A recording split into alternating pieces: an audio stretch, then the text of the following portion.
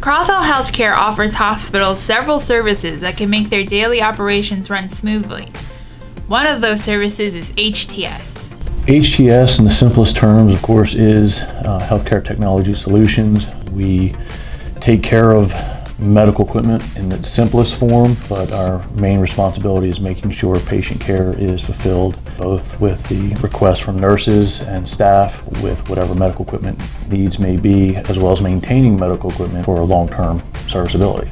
Anything from the smallest IV pump to the large MRI machines, our department takes care of that. When the hospital has an issue, anything from something's not working to help, I need this right away, they call our department. The typical process for machine repair starts with a call coming through to the help desk, who then enters the repair in Crothall's online system. The job is assigned to one of our technicians, and if they need to order parts, they turn to our secret weapon, the Technical Resource Center.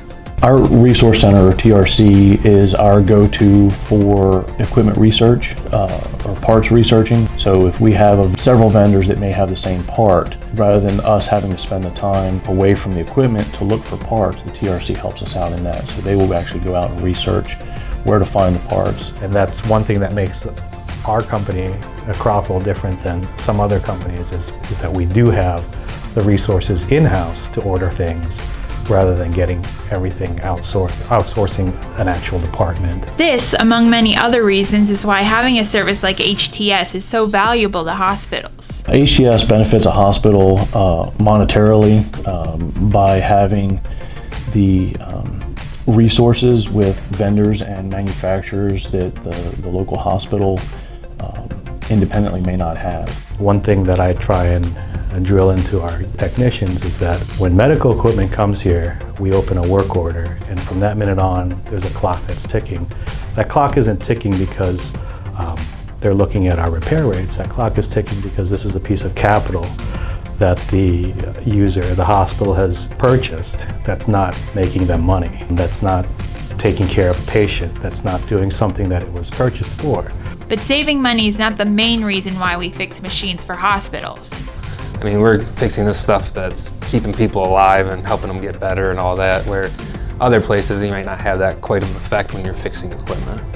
To me, I think I'm here to help patients out because I've always wanted to help people, and so this is kind of my way of helping people by making sure the equipment is working. And, I never thought that I could be like a doctor or nurse or anything like that, but this is just kind of the next closest way to help patients get better.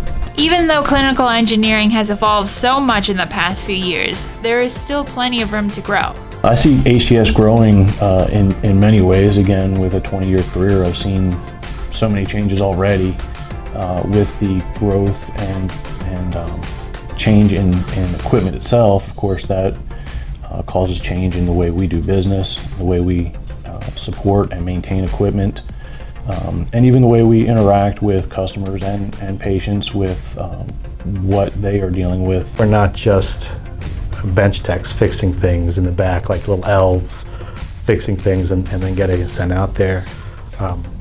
We're now becoming more ambassadors for our company.